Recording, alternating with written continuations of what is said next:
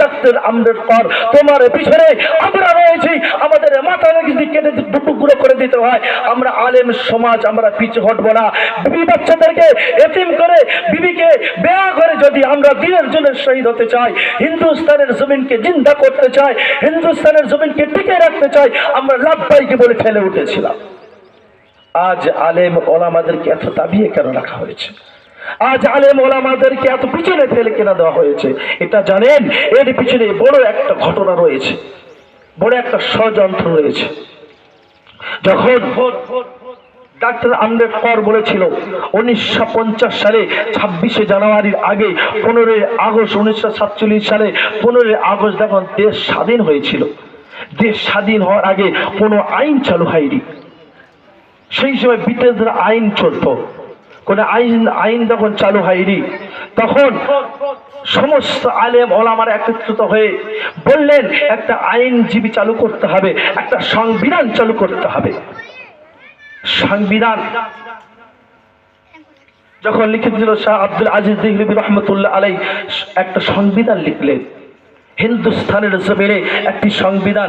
সেই সংবিধানে বলা হয়েছে তুমি ডাক্তার হও, মাস্টার হও, মুফাসসির হও, মুফতি হও, কারি হও, পুলিশ হও, প্রফেসর হও, কোন কলেজের প্রফেসর যদি হও, সেক্রেটারি হও, পৃথিবীর যে প্রান্ত তুমি হোক না কেন, মোদী হোক, মেচ্চর হোক, হিন্দু হোক, কায়রা যে তুমি জাতির হোক না কেন, এই ভারতবর্ষের সংবিধান তোমাকে মেনে চলতে হবে। এই আইনজীবী চালু হয়ে যাবার পরে দলে দলে সবাই দেখতে পেলে খুবই সুন্দর আইন। এই ওলামাদেরকে মাথায় উঠে রাস্তা থাকলো। আর বলা হয়েছিল যখন এই পতাকা রং তোলা হবে, কি রং দেওয়া হবে, বিভিন্ন রং পরিচিত সবাই চয়েস করলো। তার মধ্যে এমন একটা রং চয়েস ছিল কোনো বেধর্মী, কোনো খ্রিস্টান নয়, কোনো হিন্দু নয়, কোনো বাগদি নয়, কোনো মুচি নয়, কেউ নয়, এই মুসলমানদের ভিতরে একটা মহিলা এই তিনটে রং চয়েস করে বলেছিল লাভবাইক আমরা ওলামাদের সম্মুখে একটা রং আমি চয়েস করেছি, যে রংটা তোমাদের সম্মুখে হিন্দুস্তানের জমিনে প্রত্যেকের হাতে আমি পৌঁছে দিতে চাই। আজ আমার স্বামীকে হারিয়ে দিয়েছি, আমার বাচ্চাকে হারিয়ে দিয়েছি, কিন্তু এই রংটা আমি তোমাদের মধ্যে ছড়িয়ে দিতে চাই। রংটি ছিল তেলেঙ্গানা রং, যে আমাদের হাতে রয়েছে, বাচ্চাদের হাতে রয়েছে। হিন্দুস্তানের জমিনে আজ বিশ্বের কোনায় কোনায় আজ পতাকা উত্তোলন হয়েছে 26শে জানুয়ারি। এই 26শে জানুয়ারি রংটা কে দিয়েছিলেন জানেন?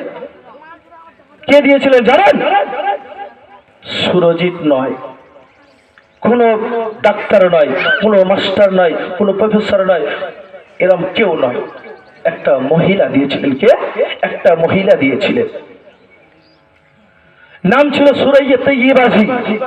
এই তিনটি রং দিয়ে প্রত্যেক ওলামাদেরকে সতর্ক করে দিয়েছিল, ইংরেজ জাতিদেরকে ঘোষণা করেছিল এই রং আজ থেকে এই পতাকা হিন্দুস্তানের জমিনে চলবে। হিন্দুস্তানের জমিনে কারোর বাপের আইন চলবে না। তুমি যদি প্রফেসর হও তোমার আইনে মেনে নেওয়া চলবে না, তুমি যদি মাস্টার হও, তুমি যদি ডাক্তার হও, তুমি যদি প্রফেসর হও, তোমার আইন চলবে না। আজ থেকে যে আইন চালু হয়েছে এই আইন সারা পৃথিবী ছড়িয়ে দিতে হবে। আর সেই আইন, সেই সংবিধান আমরা মেনে চলছি। এই পৃথিবীর জমিনে এই মাটি যদি আপনি মুঠো মেরে